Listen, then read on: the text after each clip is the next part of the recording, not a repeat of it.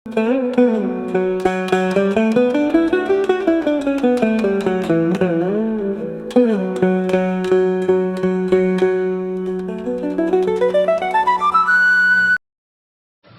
Friends, আমার প্রচেষ্টা চ্যানেলে সবাইকে স্বাগত। গরমকালে গাছগুলো তরতাজা সবুজ রাখতে এবং তার থেকে ফল ফুল পেতে গেলে আমাদের অবশ্যই বিশেষ কেয়ার করতে হবে। তা না হলে এই গরমে গাছের মাটি শুকিয়ে গেলে ফল এবং ফুল খুব তাড়াতাড়ি নষ্ট হয়ে যাবে। সেই জন্য মাটি কিন্তু হালকা ভিজে রাখতে হবে। এখন আমি দুপুরবেলা আজকে একটু লেট করেই জল দিয়েছি গাছে, কারণ কালকে সন্ধ্যাবেলা জল দেওয়ার পর আমি আর সকালবেলা জল দেওয়ার সময় পাইনি। তো যাই হোক, সন্ধ্যাবেলা আমি ভরপুর জল দিয়েছিলাম। এখন একটু গাছগুলোকে স্নান করিয়ে পরিষ্কার করে জল দিয়ে ধুয়ে দিলাম। তো যখন প্রচণ্ড গরম করবে, দুবার কেন 3বারই স্নান করাতে হবে গাছকে, কিন্তু সেটা একটা নির্দিষ্ট নিয়ম মেনে। প্রথমত, সকালবেলা যদি আমরা ভরপুর জল দিয়ে থাকি তো তার কিছুক্ষণ পরেই রোদ ওঠে, তো কিছু হালকা কিন্তু মাটি শুকিয়ে যায় আর গাছগুলো বেশ সতেজ থাকে। কিন্তু এত প্রচণ্ড রোদে দেখা যাচ্ছে দুপুরের মধ্যে সেই জল পুরো শুকিয়ে মাটি খটখটে হয়ে গেল। তখন কিন্তু আমাদের গাছগুলোকে একবার স্নান করাতে হবে। এটা তো গেল গাছে স্নান করানো, জল দেওয়া। এবার বলি, গরমকালে যখন আমরা কোনো গাছের খাবার দেব তখন কিন্তু আমরা শুকনো মাটিতে খাবার দিতে হয় জানি, লিকুইড খাবার, কিন্তু প্রত্যেকটা খাবারের একটা গরম থাকে। তো গাছে অনেক সময় ইনস্ট্যান্ট শুকনো মাটিতে খাবার সমেত দিয়ে দিলে তো গাছের সমস্যা হতে পারে। আমরা জল মিশিয়ে পাতলা করে লিকুইড খাবার দেব, তবুও সমস্যা হয়। কি সমস্যা হয়?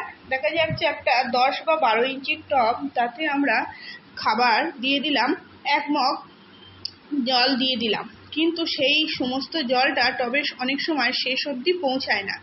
তো আমরা যদি কি করি, বিকেলবেলা এই গরমে হালকা গাছগুলোকে স্নান করিয়ে নিয়ে, রোদ চলে যাওয়ার পর সন্ধ্যের বেশ আগে আগে গাছগুলোকে স্নান করিয়ে নিয়ে পাতলা করে লিকুইড খাবার গাছের গোড়ায় দিই, তো সারা রাত সেই গাছগুলো খাবারটা পাবে। আর কি হবে, ওই লিকুইড খাবার জল দেওয়ার পরে খাবারটা দিলে কি হবে, খাবারটা কিন্তু গাছের গোড়ায় একদম শেষ পর্যন্ত যাবে। তো গরমকালে এইগুলো আমাদের অবশ্যই করতে হবে। আর একটা কাজ আছে, গরমে আমরা যে সমস্ত প্লাস্টিকের পট ব্যবহার করি, তো সেই সমস্ত প্লাস্টিকের পটগুলো একটু শেডি এরিয়ার দিকে রাখতে হবে। আর তা না হলে দেখা যাচ্ছে বড় বড় ফল গাছগুলো বা বড় বড় যে সমস্ত ফুলের গাছ আছে সেগুলোর তলায় কিছু কিছু ছোট ছোট পট সাজিয়ে রাখতে হবে। এমন করে গাছ সাজাতে হবে, শীতের গাছের সময় আমরা বাগানকে যা ইচ্ছে তেমন সাজাতে পারি, রোদ দেখে সাজিয়ে দিতে পারি, কিন্তু গরমকালে কি করতে হবে, এত প্রচণ্ড রোদে যে সমস্ত হার্ডি পার্মানেন্ট গাছ আছে সেই সমস্ত গাছগুলো কি করতে হবে, যে দিকটায় প্রচণ্ড রোদ আসে সেই দিকটায় রাখতে হবে। আর সকালবেলা পূব দিকে যে হালকা রোদটা পাওয়া যায়, খুব সেন্সিটিভ গাছ, দেখা যাচ্ছে গোলাপ গাছগুলো এখন সেই দিকে রাখলেই ভালো হয়। আরও যে সমস্ত গাছ আমাদের আছে যেমন চন্দ্রমল্লিকাগুলো, সেগুলো একেবারে টানা রোদে রাখলে পুরো শুকিয়ে যায়। যেমন এই ভিনকা, এগুলো আমি রোদে রেখেছি ঠিকই, কিন্তু এর আশেপাশে অনেক বড় গাছগুলো রয়েছে, তাতে এতে কিন্তু খুব বেশি সমস্যা হচ্ছে না, বড় গাছের ছায়া কিছুটা পাচ্ছে। তো কিছুটা করে বড় গাছ, তার নিচে কিছু ছোট ছোট গাছ। আর একটা জিনিস দেখুন, মাটির থেকে আমি এই ভিনকা গাছগুলো প্লাস্টিকের টবগুলো এখানে সাজিয়ে রেখেছি ঠিকই, কিন্তু প্রথমে একটা ওখানে উঁচু প্ল্যাটফর্ম আছে, তার উপরে গাছগুলো রাখা। গরমকালে অবশ্যই কিন্তু আমরা যারা ছাদে বাগান করি তাদের কিন্তু স্ট্যান্ড লাগিয়ে স্ট্যান্ডের উপরে গাছ রাখতে হবে। এই প্লাস্টিকের পটগুলোতে যে জবা ফুলগুলো রয়েছে, এগুলোকে যদি আমরা এখন মাটিতে রাখি তো প্রথমেই আগে কুঁড়ি ঝরে যাবে, গাছের গোড়ায় জল কম বেশি হয়ে যাবে, আর পুরো পট শুকিয়ে অনেক সময় কি বলবো, গোড়ার শিকড়গুলো পুরো সিদ্ধ হয়ে গাছটাই হয়তো শেষমেশ মারা যাবে। তো সেই জন্য কি করতে হবে, যেগুলো হচ্ছে হাইব্রিড জবাগুলো আছে সেগুলো কিন্তু দেয়ালের দিকে রাখলে হবে না।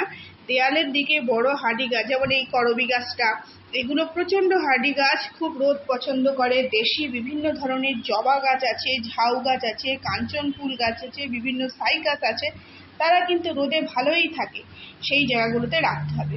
এইখানে দেখুন লিলি ফুল গাছগুলো কি সুন্দর ফুল দিচ্ছে। কিছু কিছু ফুল হয়ে গেছে বলে সেই স্টিকগুলো আমি কেটে দিয়েছি। আর বুদ্ধজুঁইটা দারুণভাবে কুড়ি চলে এসেছে। কয়েক দিনের মধ্যেই বুদ্ধজুঁই আমার বাগানে ফুটলে আপনাদের সঙ্গে দেখাতে পারবো। এই যে বড় একটা এখানে ব্যাগ রয়েছে, মানে এটা একটা বড় বাস্কেটের মধ্যে আমি গাছগুলো রেখেছি, লিলি ফুলের গাছগুলো। এর মধ্যে শীতকালে অনেক গাঁদা ফুলের বীজ ছড়িয়ে দেওয়া ছিল, তার থেকে অনেক চারাও বেরিয়েছে। বাগানটা দেখুন, আমার বড় গাছ ছোট গাছ বিভিন্ন রকম মিশিয়ে রাখানো আছে। আর একটা কথা, লতানো বাগানে যে সমস্ত গাছগুলো আছে তাদের কিন্তু প্রতিনিয়ত টব ভর্তি করে, মানে টব ছাপিয়ে জল দিতে হবে, কেন লতানো গাছ খুব জল যদি শুকিয়ে যায় তো একদম গাছের পাতা ঝরে পড়ে যাবে। তো এইভাবে ধীরে ধীরে গরমকালে আমাদের বাগানকে সতেজ রাখতে এবং ফল ফুল ধরে রাখতে জলের সাথে সাথে খাবার এবং তাদের নির্দিষ্ট একটা জায়গা ঠিক করে গুছিয়ে রাখতে হবে।